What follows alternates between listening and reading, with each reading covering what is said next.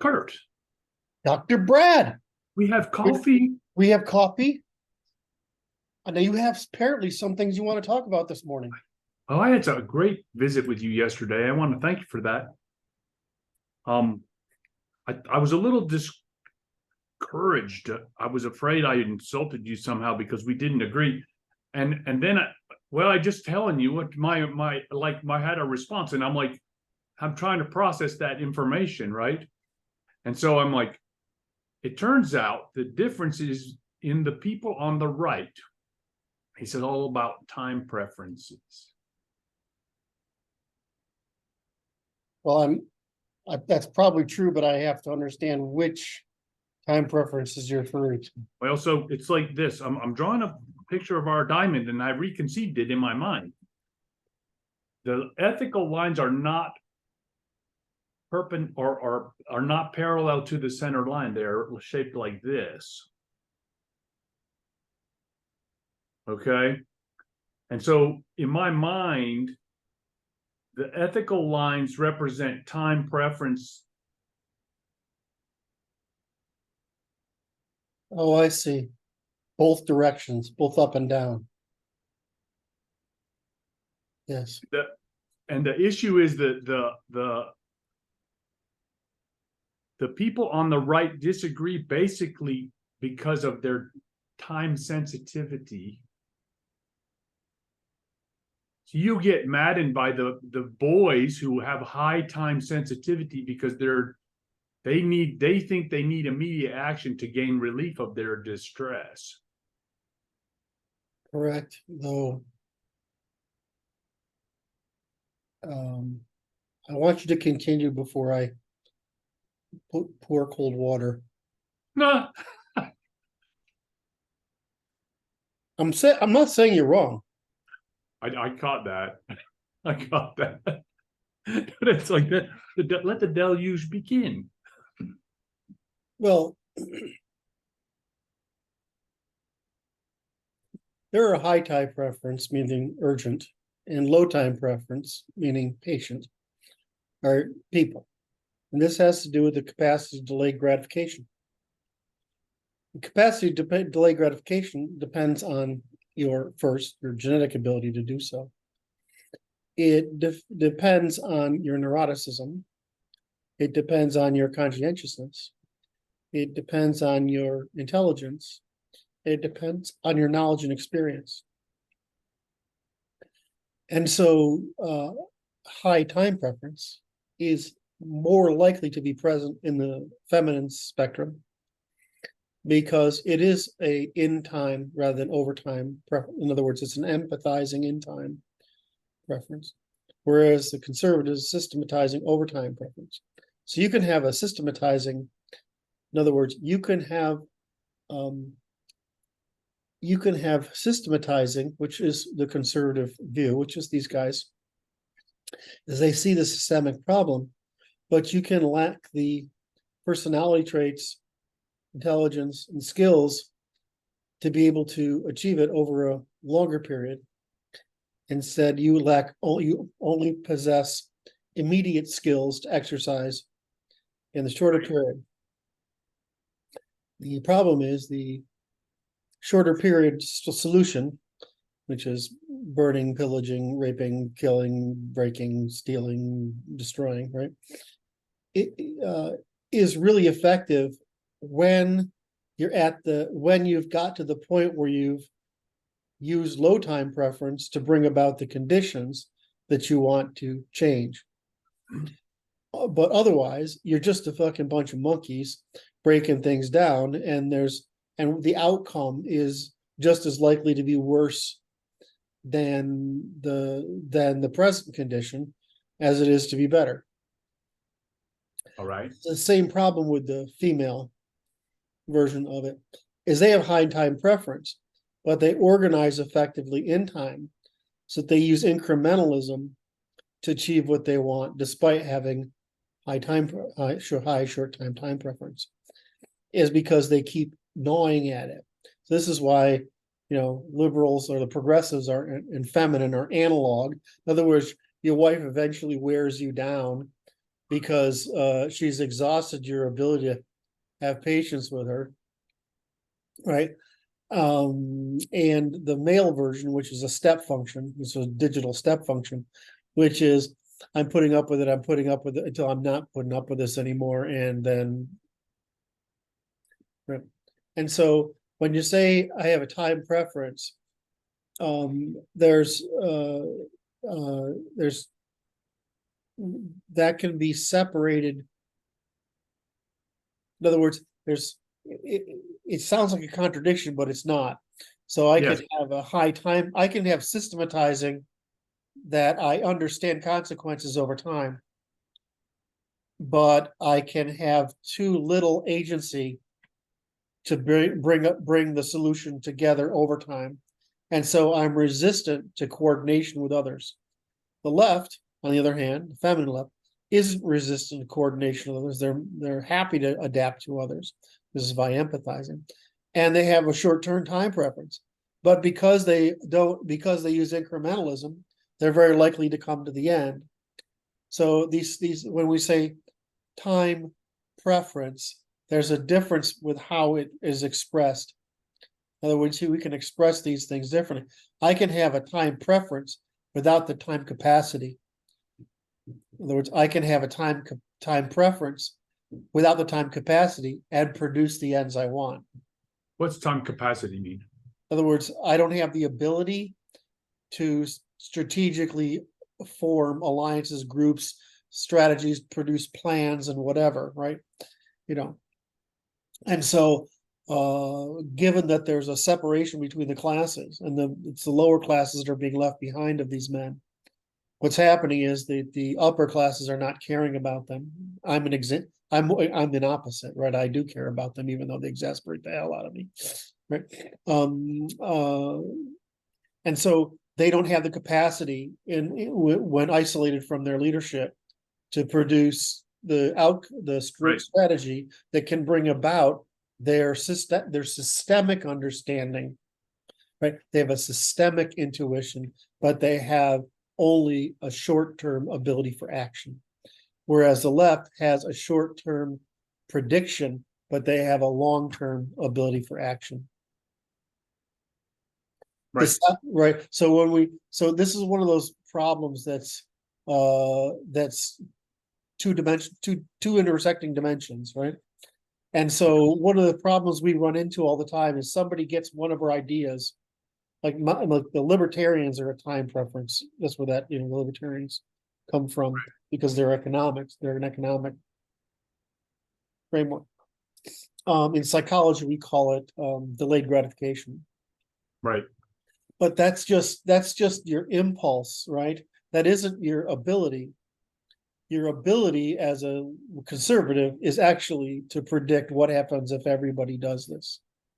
That's how we think. That's how we conservatives see the world. If everybody does this, what's the consequence? Well, that's why conservatives use hyperbola for argument. Whereas the left, the progressives, they'll use these words that sounds very scientific, but really what they are is sort of lies to say this is okay. Right, this is okay. And so, but they don't have so they can have a goal and just chip away at the goal. Like, what's the guy in that movie where he breaks out of prison with a rock I know what you're talking about. the Green Mile, Shawshank. So it's just for years. It's just gonna get it. He's just chipping at this little thing forever, right? And so that's how the progressives and that's how women work, is they're continuously agitated in time, but they continuously progress toward what progression means, continuously progress over time. Whereas a conservative is like, I'm responsible for my stuff, you're responsible for yours, you're responsible for yours, you're responsible. If we're all responsible for our stuff, then we will get there. Right. But so that's why conservatives are happy and progressives are not. It's why men are happy and why women are not. It's probably really profound what I'm saying here. I mean, There's a reason I'm causing you to say it, man. right. Because we're explaining quite a bit of human behavior. So you have this thing where the female is always unhappy, continually moving toward her goal of undermining in order to obtain whatever she wants, right? Whereas the men are like, I'll take responsibility. Please don't fucking undermine it, because it's hard to carry that responsibility that, by the way, you're not carrying. And so this conflict is expressed in both progressive and conservative circles as sex differences in consequence. So the problem we get into whenever we talk about these things is that people take the idea of time preference and they try to over apply it, which is what I call fitting. Yep. Right. And so one of the problems we have with newbies coming on is and this is a problem for systemic men, right? Just because the minute they get explanatory power, they systematize it. Right. And that's good, except that a lot of systems are more complex than the first great idea you have that provides you with explanatory power. So what we find in a lot of conservative males who aren't that bright, frankly, is that they systematize a correct concept that, because of their systemization, they correctly understand is influential, but then they over apply it because they don't actually know that all these concepts are in competition with one another with supply demand Right. diagrams. So the one I just expressed, which is the intuition of empathizing in time versus systematizing over time, does not have anything to do with the means by which the people organize, empathizing or systematizing, which is a utility and a friction, or it doesn't have to do with your capacity to be able to produce a strategy to get the other side. So the simplest strategy of the left is continuous recursive undermining by specialization in harm and care. Whereas the right accounts for all the moral biases across the entire spectrum. So that we have a much harder problem. Now they're playing checkers and we're playing chess. And the problem is, it's a much harder game because time is a harder game. Overtime is a harder game than in time. The difference is our guys, because they systematize, because they take responsibility, because they tend to be more atomic actors, is a harder time coordinating, especially when you get down to this problem of the failure criteria, which is the religiosity fundamentalism, the philosophical fundamentalism, the fascist fundamentalism, the race fundamentalism. They get into these fundamentalisms because that's the system that they can use to explain everything with. Instead of using all the systems to explain how the system of everything works. And so we have a problem in this. That's why the right doesn't unite very well, is because all these men are seeking systemic understanding, dominance expression in their systemic means of understanding. Right? They're trying to get right. And so they're competing against one each when it's actually self-defeating. It's a crab bucket. Because no one's going to tolerate. I mean, I had one guy yesterday who was there with Richmond with us. So he's not like, he's a guy who will show up, right? Right. But he's really hooked on this Germanic paganism. I'm like, well, you realize that I can't tell this guy into his face, or so to speak. I mean, there's only so far I'm willing to go, right? And I can't say that's because you're weak. Oh, that was right on the money, bad rude. That is about as weak as it can get. It's all right here. So powerful people don't think in dream states. They don't think in the dream state of the church. They don't think in the dream state of fascism. They don't think in the dream state of ethno-nationalism. They don't think in any of these dreams. They don't try to reinvent the past, the feudal past. What they do instead is they look at the world empirically and say what opportunities and costs exist in order to bring about the condition that's better than the condition we have today. So this is the problem when you have all these guys who are desperate for what I view as leadership, who become anchored in false promises of their own construction, rather than the false premises of the new religion that satisfies the left. right, which satisfies the feminine intuition.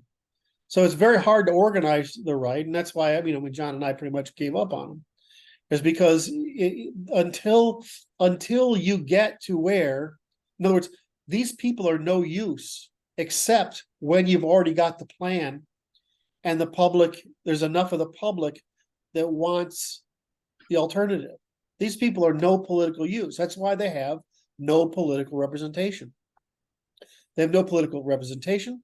Because they have no political representation, they have no economic returns. Because of no economic returns, they have no influence or power. And because once they're that disempowered, or what our Russian friends would call that demoralized, they will retreat into what they systemically can understand and double down on failure. So it's a suicidal. So the right is suicidal by its entrenchment in this paganism, this Christianity, this fascism, this whatever. Pick your philosophical predisposition, right? These are all stories. They sound like they're technically different, but it's Lord of the Rings, Star Wars, they're stories, they're fictions. And so when the world works, and the reason people are in charge of what they're in charge is because they're actually responsible. And why they're responsible? Because they're empirical. Now the problem is, to be empirical, you need knowledge and understanding.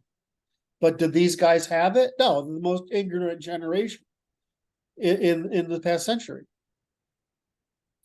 So they don't have the knowledge, experience. They don't have, someone. I'm not gonna. They want a priest, and I'm like telling them, I'm being dad, right? I'm being the judge, really, saying, that your fantasies are they're not going to work.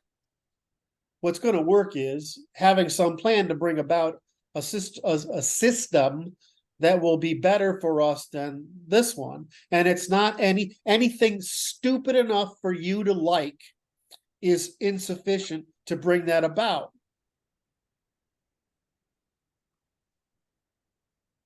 That was funny. Anything stupid enough for these depressed, ostracized, disenfranchised, economically unproductive, relationship and marriage futile, right? Anything that's bringing about these men, and these people who are being replaced, right? Easily replaced by the power of the financial sector, largely. If anything that you would be attracted to that makes you feel emotionally gratified is too fucking stupid to work. And that's what they can't stand.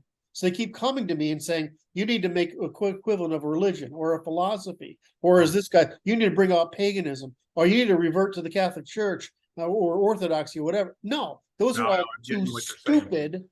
The fact that you're attracted to them because you're incompetent is evidence that they're failure points. And so, it's like you want to go to an audience and pitch them something they can sell, right? You want to sell them something, but that audience wants to buy something that's fucking stupid. And so they're wondering why no one's trying to sell them anything fucking stupid. And so they're all producing these fucking stupid ideas. And it's because they're doubling down on stupid ideas. Well, there's a natural function, which is they're attempting to generate a hierarchy of what you call stupid is their best attempt to generate a hierarchy within that structure that they consider to be the ideal answer. Correct. Which, when you say dream states, and I heard ideals, which are not based on empirical function. Oh, what I work in is, how do I solve this damn problem? Not because I want to sell you something, but because I want to falsify all the things that won't work. Right. Right. So we falsify all the things that won't work. What will work? Well, the only reason people have stupid ideas and stupid fantasies and stupid ideas ideals is because things aren't working for their benefit. That's right. It's not that their ideas are solutions. It's their complaints. That's right. It's a whine. It's a way of whining. It's a look at me, I have an answer. The fact that you are actually enticed by that kind of answer means you're not competent to solve the problem because you have too little understanding. Which is why libertarians got so close.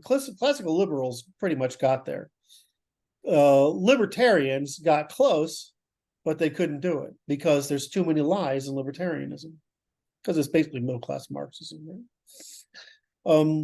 So, and every one of these things, the fundamentalists, like, I can't believe what they want to. I can't, right? It's not possible, and it's only really about possible if we look at the demographic data for around 20 to 30% of the population to believe, right? Without extraordinary familial and ritualized indoctrination, no, people will not believe in it. It's not possible to suspend that much disbelief when confronted with reality for most of us. So that won't work. Well, ethno-nationalism is the best answer, but it's not going to become about by Right. totalitarianism, right? When I say fascism, I mean rule of law fascism, right? Which is ethno-nationalism, right? Including in the law, right? So it's moral law. But when they say fascism, they mean authoritarianism. That means there's an authority there. Why? Because they can't understand the law, and they can't understand that the law can work, or does work, or has worked throughout history. But it only works if you defend it, right? So what they're saying is they want fascism. They don't want to be responsible defending the law. That's all they're saying. When they're saying I want the churches. I say I don't want to be responsible for governing. Right. Right. If they say, so you could go through every one of these right-wing things is I don't want to be responsible. Well, what do we criticize the left for? What's the fundamental purpose of the left? They don't want to be responsible for anything. Right? They want to be children or women, same difference. I snuck that in there, see if I get a smile out of you, and I didn't get the reaction. I saw it coming, man. Oh. That was good, though. That was useful. Well, it's useful, but I mean, it's like you want to go talk to an audience, right, and pitch them. Nobody wants to hear the judge. You don't hear people saying, wow, I want to be a judge. The judge's job is to make everybody equally unhappy. Unhappy. That's right. Now, I sent you an article today that I think was useful. I think I saw that in my inbox just when I sent you. By Baron Baudicy. This is this year. 2015 article. Anyway, this one is worth reading because it's discussing. What's it called? The Two Islams? Take Two? Take Two, Islam's 2016 European Offensive. Yeah, I know about this. Go ahead. Okay. Well, I'm just saying it. So the issue is this: it reminded me of our friend Rudyard in understanding the mind state of various people in the circumstance of the moment that we're in. All right. So, okay, well, you say all right, but you open a door like that, and now I know, but I'm like, this is like, see, I'm like, now I'm working to work. I'm like, well, I don't know how long we get to chat. Oh, okay. Well, I don't know how much work I'm gonna do today anday, so That's this is okay to chat. This is good then.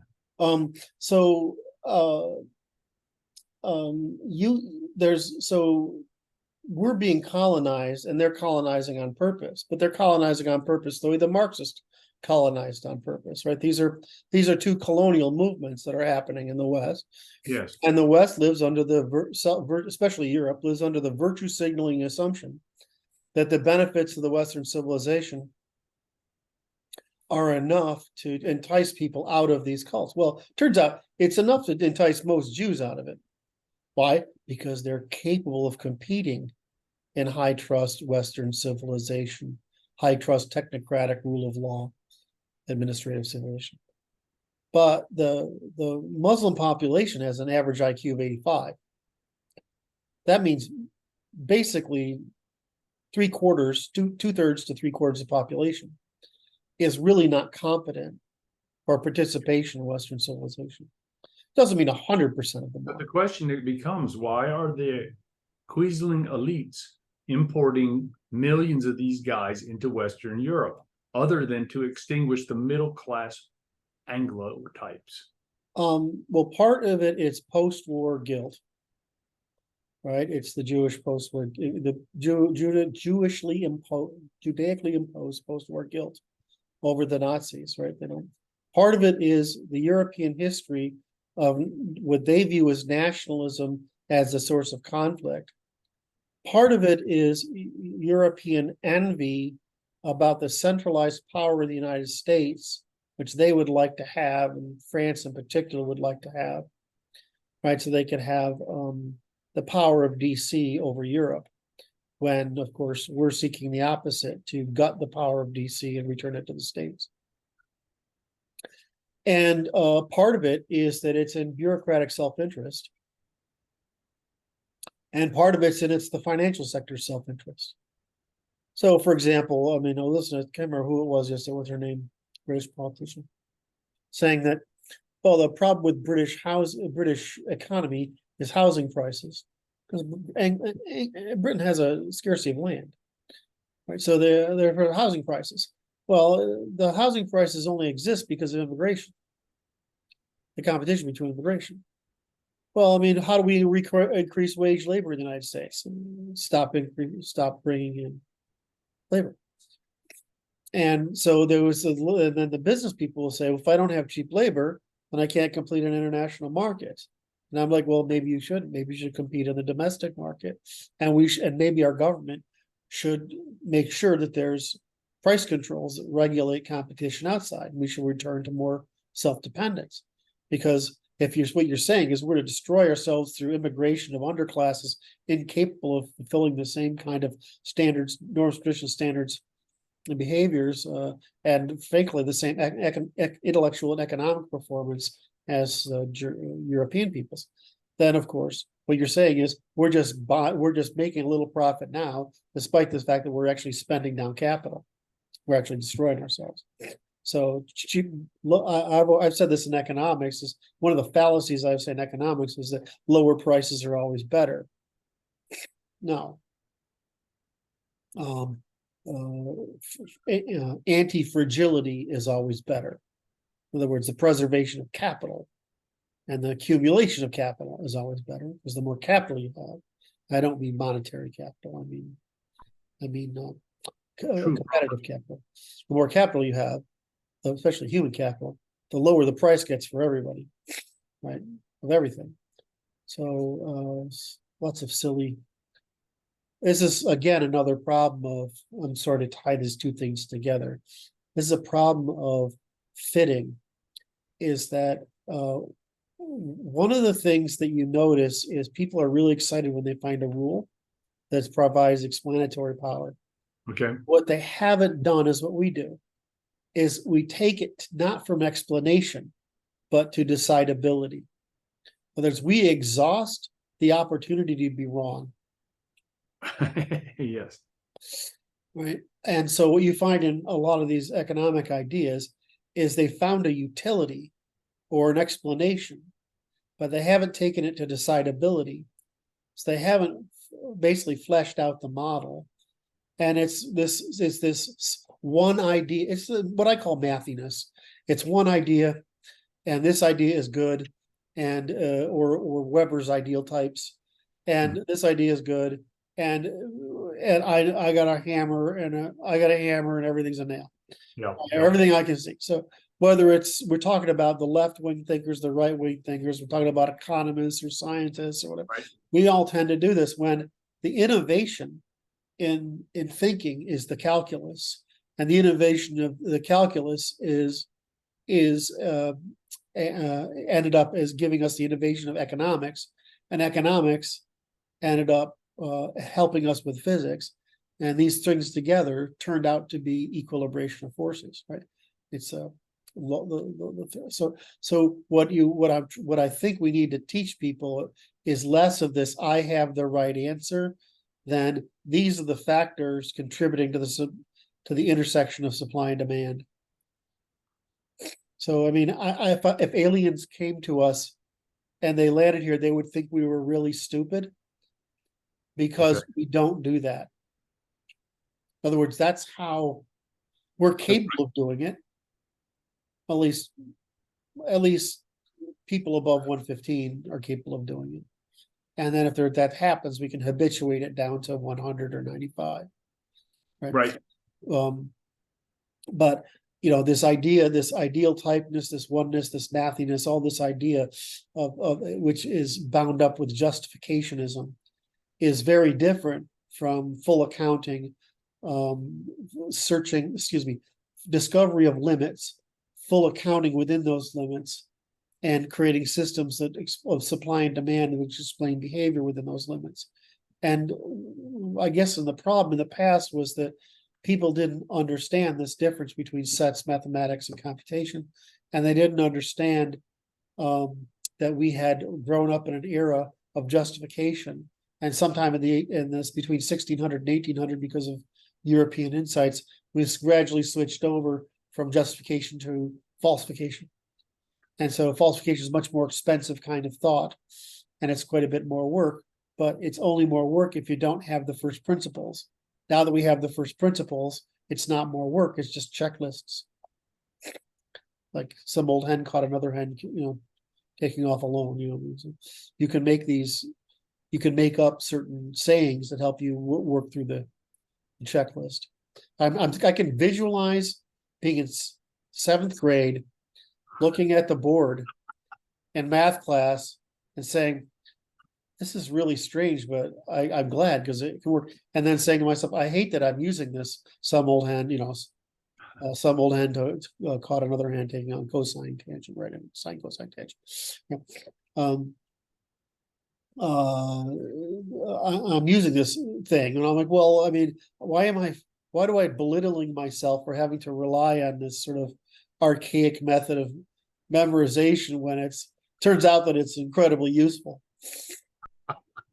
I want you to know something. I was working today online, and it's I note that my interaction with my patients is calculating. Okay, it's computation, and it's just bot-like. Yes. And that was a little bit depressing for me. I thought you would take some small joy there because I get it. Well, doing the same thing.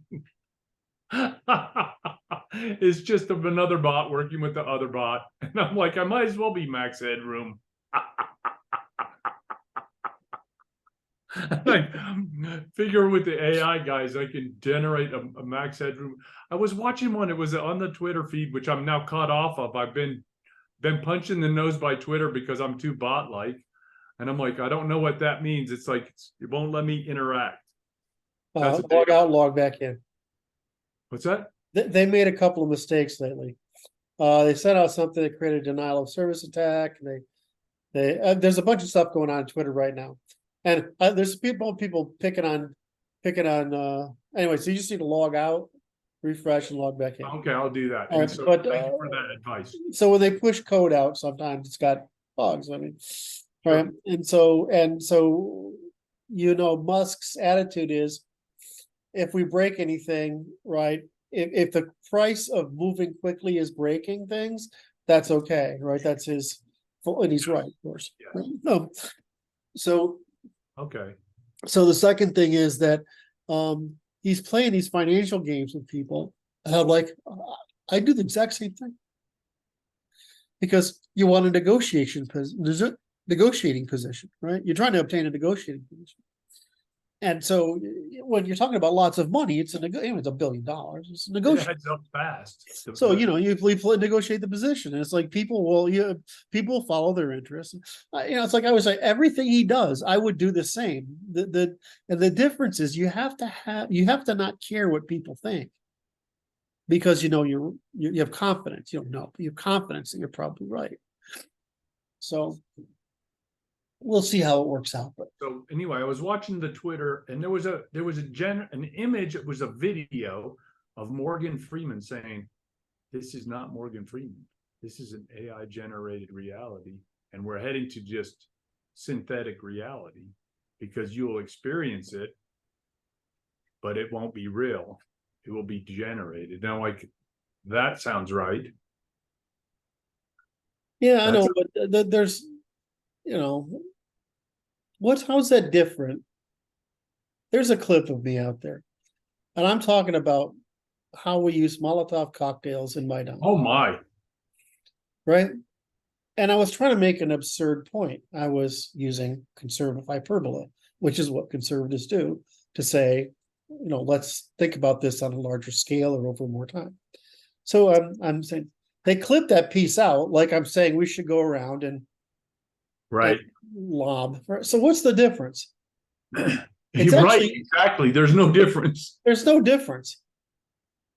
Or the video they took of me in Richmond when I'm sweating and they're saying I pissed my pants.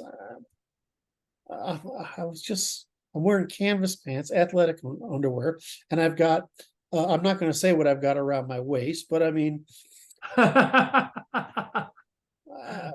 it's 105 degrees, and I take a bunch of medicine, and I have no thyroid so it makes me very intolerant of heat. So I sweat like a pig, and I had to compensate for it. I drank water, like it was, of course, it bloated my stomach up because I drank so much, and I still passed out.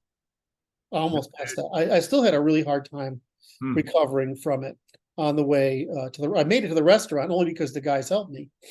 Right, I got inside the restaurant, and and a half hour later I started to become okay, but I still was a mess. So I mean, people make shit up all the time.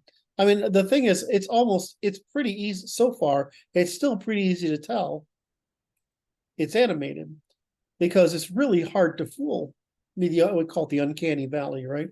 Right. It's actually pretty hard to fool you because what are you most designed to do? Read other people's behaviors and facial expressions. Right? Yeah. So you can be taken for a bit, but it's actually really hard to beat. So I remember one of the famous bits of nonsense that came out since 2012. It might have been 14. Was this guy who forged?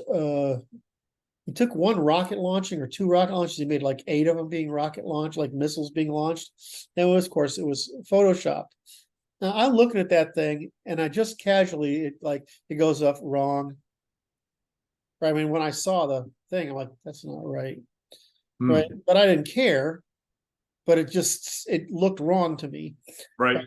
And so, of course, turns out that this causes a bunch of crap in the news industry because manipulated image that's a not okay thing in the news business, right? They call it unethical. Ethical lapse, and it's like it only matters if you're not working for the right people. So anyway, so yeah, I don't know. I mean, I think it should get good enough that we can't tell over time. But the question is how much are you going to be moved by digital imagery? That's all that matters. Well, we're just going to start discounting it. Right. We're going to see all of this. I mean, it's one thing to animate one, and it's another to animate things interacting with each other. So it'll just require that you have more group. You can't just be a talking head on a podium anymore. You have to be in a group of people where it's harder to simulate. And maybe they'll get that one down too, but it just seems to be pretty easy to. I mean, right now it looks pretty easy because the computational. Like if you look at the way they're making these things now, and I don't know if you've seen the hallucinations where like people have 6 arms and they're flopping. Oh yeah, I got you. Well, that's what you do when you hallucinate too, right? The problem is when you're having an episode with whether it's natural or artificially induced, your prediction, it's causing the inability for you to correctly predict edges and surfaces and their interactions into objects. Hmm. Right. And so you notice things become exaggerated and twisted, and I wouldn't know these things myself, but I you understand you. I can only imagine.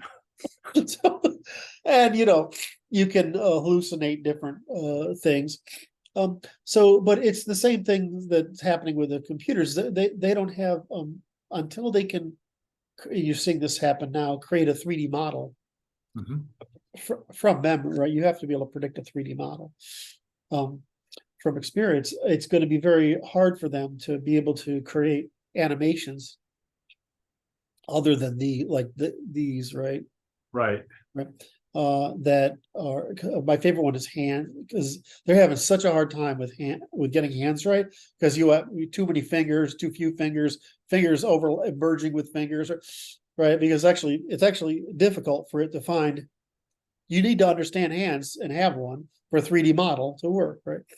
Right. For us to model them.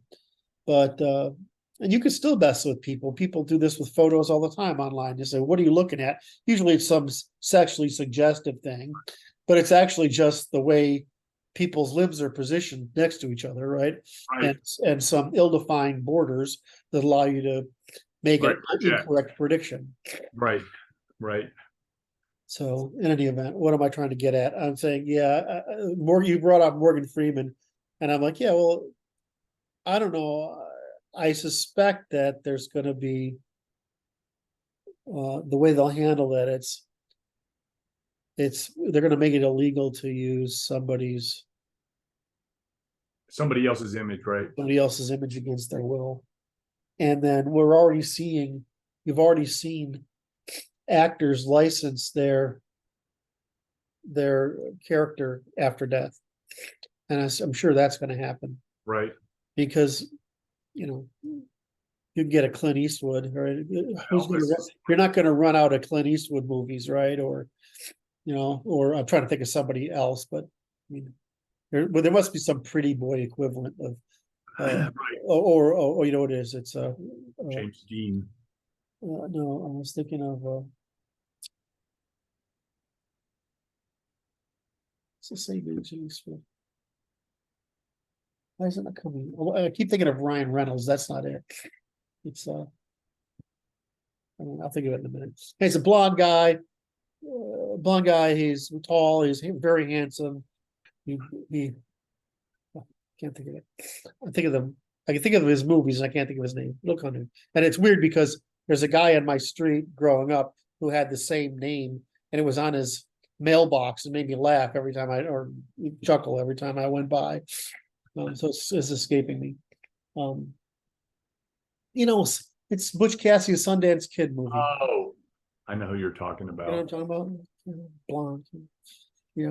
Anyway, so there's characters that you could, because the audience has already got a relationship with them, and that's a huge discount, right? On a performance if and so I can see really easy us animating, because you'll be able to type out a scene, right, or just describe a scene to a machine and put in do what you normally do in your script, which is you have a bunch of locations, right, and a bunch of scenes in each location, and you describe the location, right, and then you just add the people in the dialogue. I don't know if you ever worked with script writing programs, but it really literally works like that. Right. Robert Redford. Yeah, there you go. You good job. I just had to switch for a minute. I knew it would happen. I knew there was that the dam would break as soon as you were circumventing it. So anyway, I forgot what I was talking about. The Redford thing was too funny. It's all good, and that's where we're at. We're it's the image thing. So they're gonna have actors doing this stuff, and so we'll see that. Then because it's actually the age of movie stars. I mean, who do we have left? We have one. We have Tom Cruise. He's the only guy. Well, why? Because he actually innovates in every movie with something even crazier. I mean, that's his thing, right? What's crazier than what I've done before? I mean, he's like my age, right? I mean, he's not that much. That's He's right. like 10 years, maybe 10 years younger than I am. He's in his 50s, right? I think so. Right. And he's hanging onto the side of a plane while they did it like 5 times. Crazy. Right. That's insane. Or the one that's getting him all these accolades from the community right now is this new movie where he jumps off this ramp and lets go with a motorcycle and then parachutes. I can't remember how many times he did it, but it wasn't 3, right? I mean, it was quite a few times, and they had to throw away the motorcycle every time they did it, right? Because it's crashing on the bottom, right? So and you can see that they're filming the stunt crew in the control room as because they get a helicopter and they got all in his so and they're like, oh, he lived, right? Oh, God. Or what was the one he did jumping out of planes? He jumped like 75 parachute jumps to get the film. I mean, he's crazy. So he's a movie star, right? But he's a movie star because he can do. I mean, what he's doing is innovative, right? It's novel, and he thinks about his audience. I mean, he's weird religious nonsense aside. He's really quite a smart guy. Yeah. In his business. So anyway, we'll see what happens. We're not seeing anyone have that weight, but one of those things is that they're lowering class participation in movies. They started out with it being a middle class Okay. character, and they keep lowering the standard, and that works to appeal to the declining IQ population of the country, right? They're not trying to create a movie where you aspire to some heroic or middle class or whatever value, but they're lowering it, and so it's harder for us to produce characters, right? Unless they're really over the top, like Vin Diesel or something, and he's even pretty narrow. Anyway. La da da da da. So there we go. So you started out this morning. You had so many thoughts after yesterday's conversation. Well, it was the interesting. That was the interesting function. It was and in the context of this Twitter business, which is watching the French disintegrate, which is like what this guy was predicting in 2015 that I sent you the article on, which is this predictable event, which is that the Islamics are going to cause a problem in Europe, and because they intend to. Yeah, they tend to or intend to. Right, and it's like the question is only what the French are going to do about it. It looks like France becomes a failed state, because I watched a French right-wing guy say we have to allow the Islams to crush the Republic, because then otherwise we're defending the Republic, which is offensive to us. Right. And it's like they want this to happen. They get to live with it. The lefties and the centrists get to live with the results of having voted for the Macron. And I'm like, well, I don't know. Look, Le Pen's up again, right? I think so, but it's so the article that I sent you, which I'm going to send you the link to it so that you can put it in the show notes for the guys. It essentially says there's three conflicted groups in the world, which is the interesting juxtaposition, which is the Islamics, the Marxists, and they're the international capitalists, as well as the nationalists. And that's us. The nationalists are us, and it's everybody else is crazy idealism at work. No, it's because we have everything and they don't. And so they've got both, Islamist is an Abrahamic religion and the Marxist financialists are an Abrahamic religion, Yes. right? And so whether you say, and I would have said there's four groups, What's the other group? which is the totalitarians, the remaining empires. And you might say, well, Curt, those two things overlap, right? I would call them the nationalists of another stripe. Okay. Because I'm running into them from the English, because I'm running into a lot of English because of my tweet behaviors. And it's like I see imperialists that are idealizing the empire. And it's like, okay, you don't recognize that the empire is just an accident that shouldn't have happened. It was an error of judgment. It might have been the only option, but it doesn't matter because it's history. Well, so back to the issue is you're saying there's competing factions. Yes. So the problem is that we have the best conditions and they want a part of it, but they're not willing to pay the cost of those. Wait, who's they? The other groups. They're not willing to pay the cost. Why? Because they're not trustworthy to themselves. They don't trust the hierarchy. They don't trust each other. Right. We trust ourselves. We put too much trust in our hierarchy. We did. We put can be past tense or present tense. That was wonderful, Curt. That was a beautiful play. I will tip my hat. I do. I have my hat. And I'm gonna tip it because that was freaking awesome. Touche, Molsa. Jesus Christ. Yeah, Curt got the better of me. Like, that was so good. I don't generally tip my hat. Yeah, he had the better of me on that one. Good work. So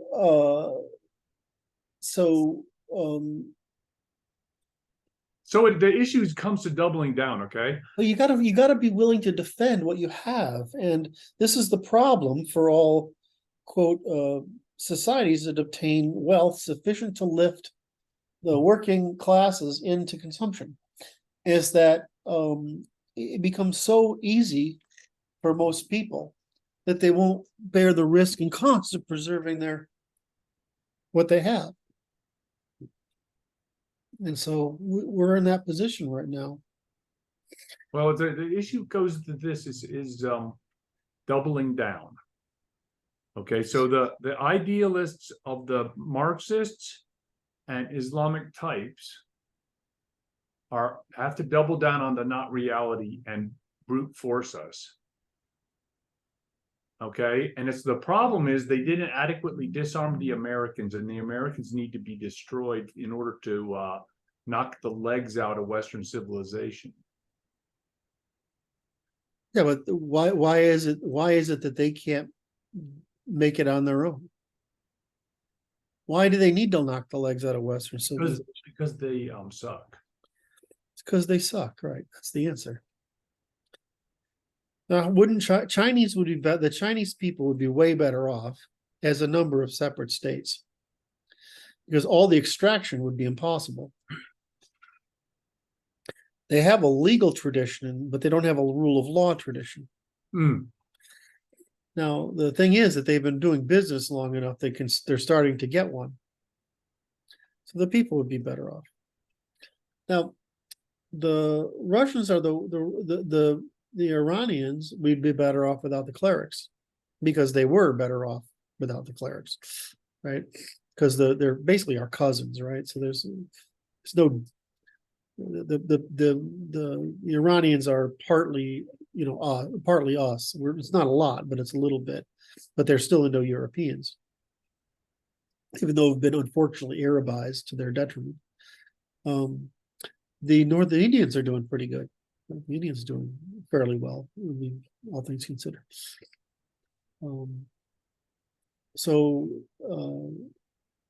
the problem is some of the Iranians, the Russians, and it's like, who cares if the Saudis are authoritarian when their people live like that? Right? I mean, nobody cares. What? I don't care. Well, they don't either. They're perfectly happy, right? I mean, because they're Happy ruling and they're oiling. gonna, they expect to be. Right. So, but when you're in China, we're better off. And the only outlier is with Russia, because Russia's got a really serious territory versus demographic problem. Right. And so, and you know, the Caspians, you know, you have the Black Sea, I don't know which side is which here. Which side is this for you? That's the Caspian. That's the Caspian. This is the Black Sea. Yes, sir. All right. So the Caspian Sea up here is the Ural Mountains, right? That's the end of Europe. Yes. Right. But the Russians, they went all the way over to Oh, yeah. the coast there, and there's more Russians than there are non-Russians. But the non-Russians in certain parts, certainly the part that borders China, there's more Chinese there now than the Russians. All right, so that's going to become China. It's just going to happen the way Texas became American. It's going to happen. So Russia's got a problem, is that they legitimately want to hold on to these territories they've developed that are full of resources, and so they have to be an empire. But they don't have to be a corrupt effing empire. China doesn't have to be an empire, and they certainly don't have to be a corrupt effing empire. And it's a really corrupt empire. I would see, like, I'm not going to argue with you that point, but I'm like this as living in a corrupt effing empire. I'm not really impressed by it as an epithet. It's like everywhere's a corrupt empire. Okay. Does that make sense? It's like, because I have no calipers by which to judge them. The issue is we have rule of law, or did, but the rule of law is broken here. Yeah, and it is broken, and we have political prisoners now, right? We do. I know, but the presumption is that when did we start having them? And it's been longer than you think, in my estimation, because I can point to 2007. Oh yeah. No, I don't disagree with that. And it's like, what's the significance of it? It's just like, it's just more overt now. Right. And so we have absence of juridical defense, just like you have no juridical defense from all sorts of things. The most recent one is anytime you have something like, you can't get mad at the administrators. Right, you can't badmouth them. I'm sorry. If they're bad mouthing you, it's because you deserve to be bad mouthed. You earned it. You earned it. So you have the TSA and border people be getting this right now. I saw one of these the other day, and and of course the IRS is there. There is no. While they say you have juridical defense against the family court, you really don't.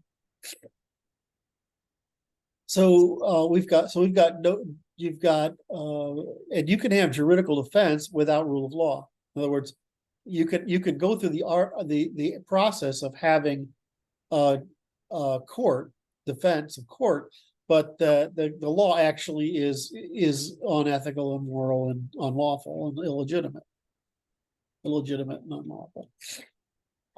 So I mean, you can have all those things here too. I agree.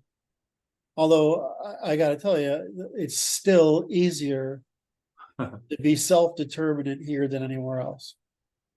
There's just no comparison. No, I'm good with that. I just am like this. Is right.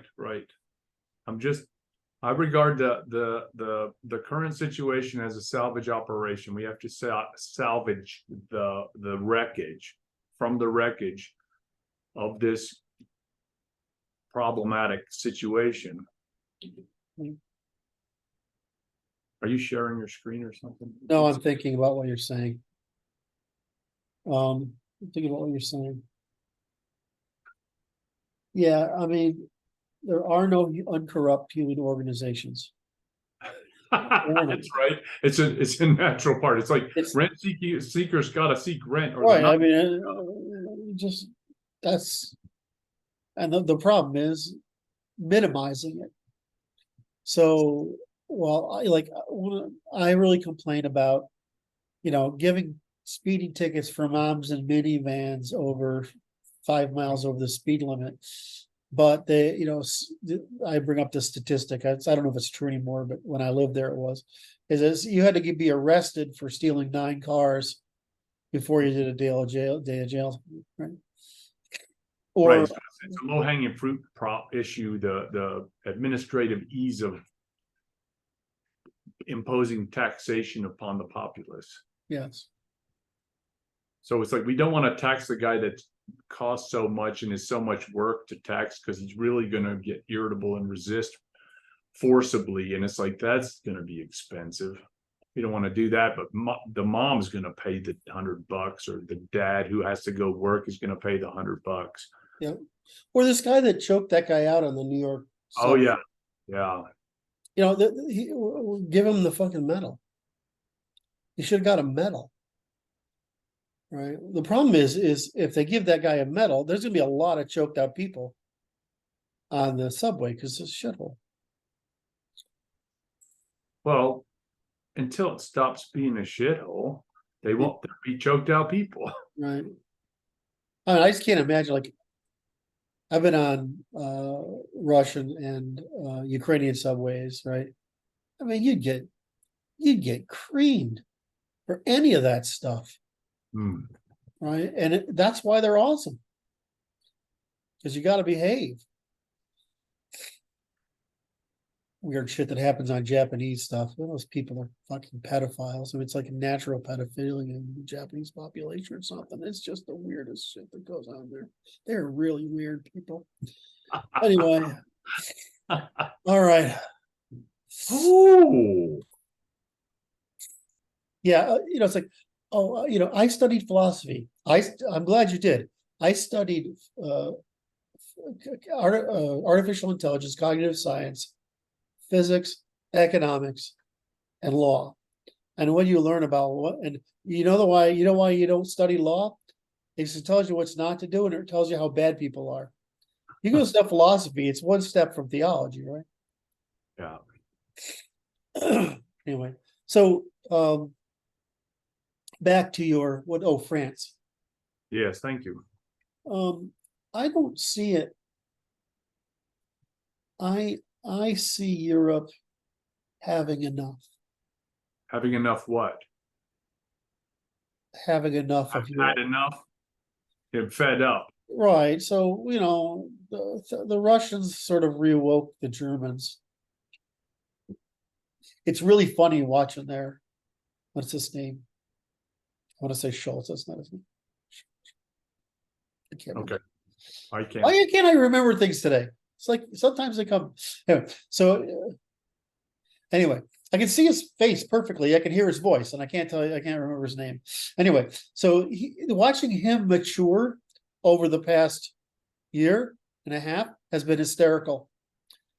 Because they were all nice mommy Merkel, and then this guy comes along to be assuming he's going to be the same, and he gets handed the no more nice German sandwich, right? And watching that sort of work around, and got Poland out there saying we're happy to take over control of Europe if Germany doesn't want to. Wow! Right? Okay. You got the Baltics and Ukraine thinking they should, and then you got the Slavs more aligned with Poland than you do with Germany, right? The other Slavic peoples. So this whole French-led Enlightenment post-war virtue signaling nonsense is sort of it's running out of steam, and I hope that. I was thinking we would have to rescue them because I didn't anticipate this happening. But now I'm wondering what's going to be the other way around. as if they're gonna lose their temper first, they're gonna lose their patience first, and it's gonna happen here. It's like I understand what you're saying, and I'm of the similar prediction curve, which is I think that all things being equal, they would have disarmed the Americans first and destroyed America before they attacked the Europeans. Too big a job. They But thought we the was out. issue is this: they may lose their temper and have a big war in Europe again, the nationalists versus, but or Reconquista or something like that, like they did in Spain. They might have that. I can see that happen easily. But the issue is that the real balance of power hangs in the states, in my opinion, because it's like unless the nationalists lose America, then the nationalism will be recovered. Well, we're in worse condition than Europe.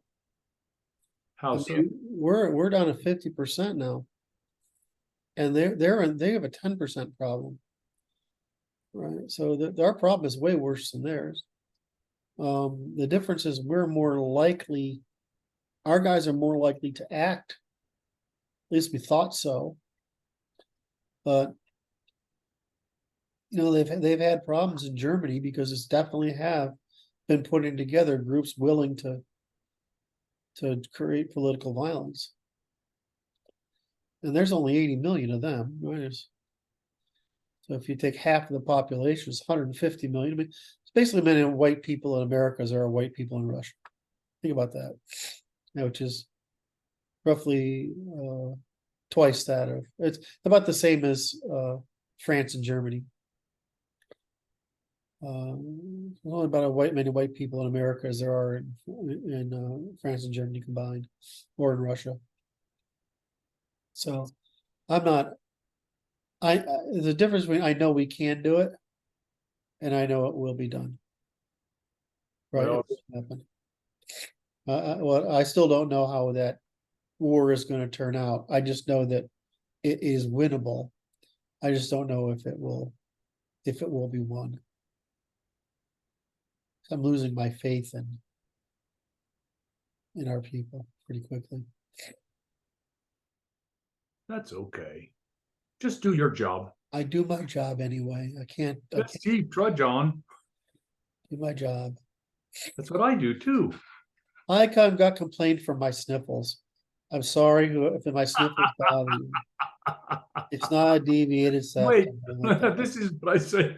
I get him in the office and the patient does a sniffle and then apologize. I'm like, there is no need to apologize for your physical condition in this space. Yeah.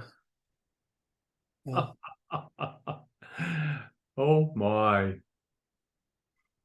Anyway. We'll just keep on after it. And it's like this, we got to get to work, but not today if you don't want to work today. I don't think I can.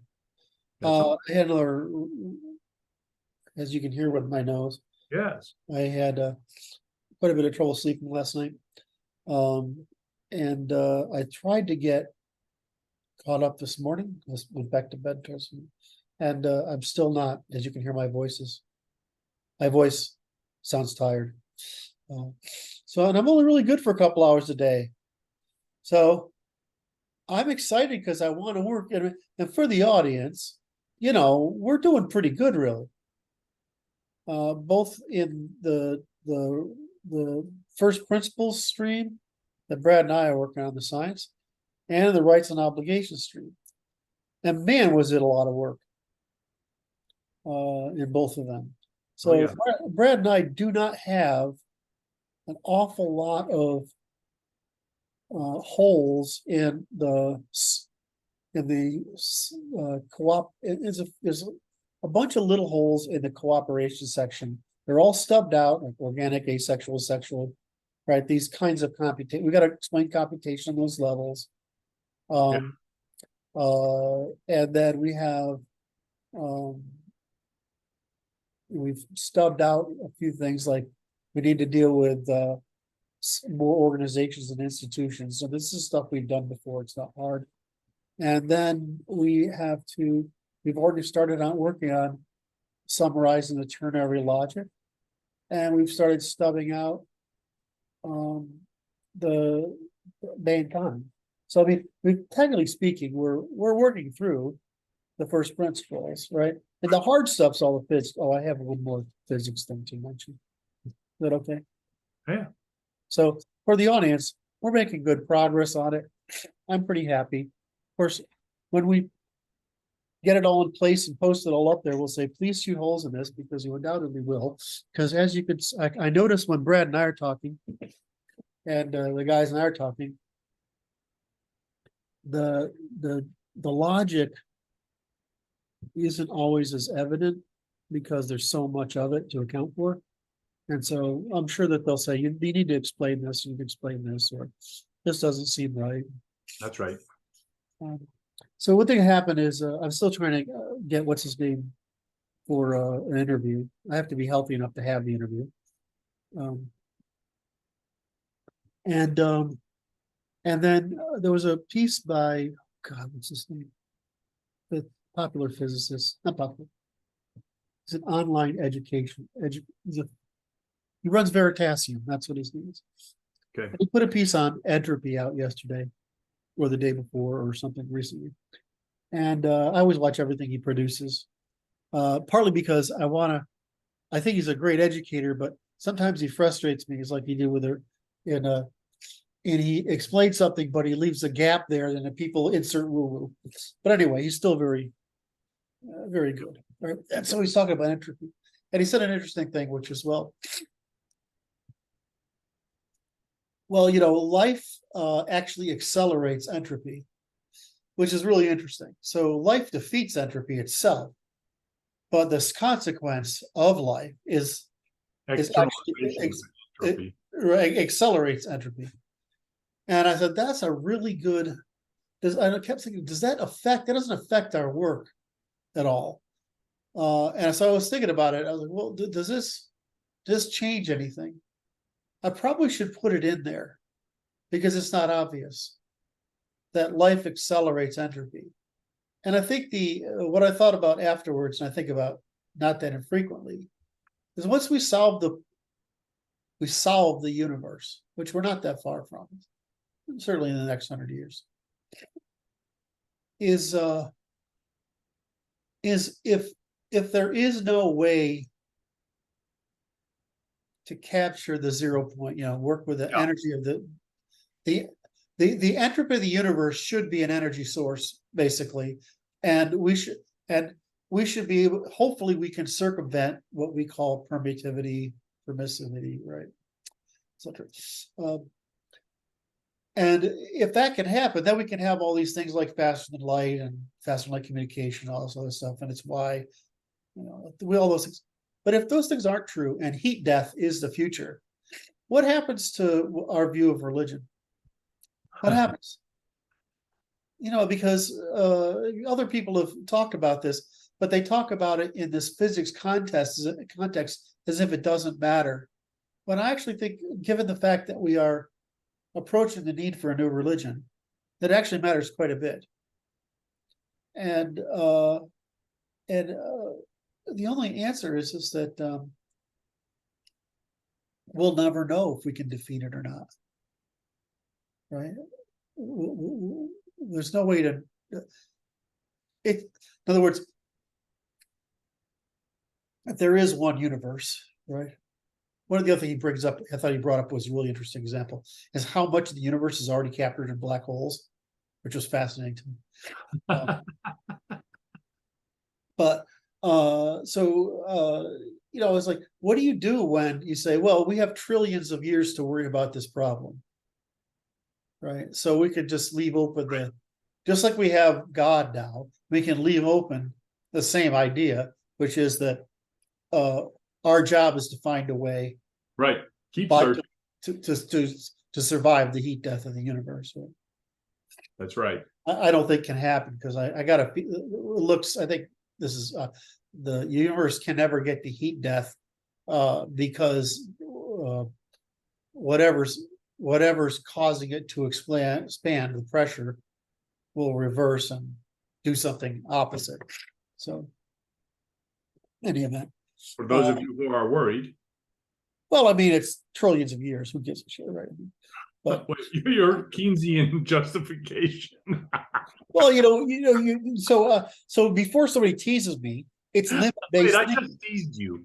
You I like, just teased well, you. I expect you to tease me. That's part of your job. I'm doing my job then. Thank you very much. Sorry, Curt. Is Before somebody else teases you, what are you going to say? yeah. That's limit-based reasoning. Limit-based reasoning. It may seem like a silly limit, but it is a limit. In other words, the decidability, some sort of decidability will emerge from that limit. That was useful. It didn't sound like it when I was getting started, though, did it? Oh, but it was very useful. Anyway. Good work. All right, my sniffles are bothering me. I'm tired. We spent an hour and 20 minutes on this so far. About That was good. What, Curt? Make sure you post that show in the show notes, that URL I sent you. okay. Then we'll stop recording after I tell that person and that person to click subscribe, notification bell, and something else that I forget what it is. And then leave those glorious comments. Yes, please. Thank you, because we love our comments. We And do. we do appreciate them. All right. So we'll talk to you guys later.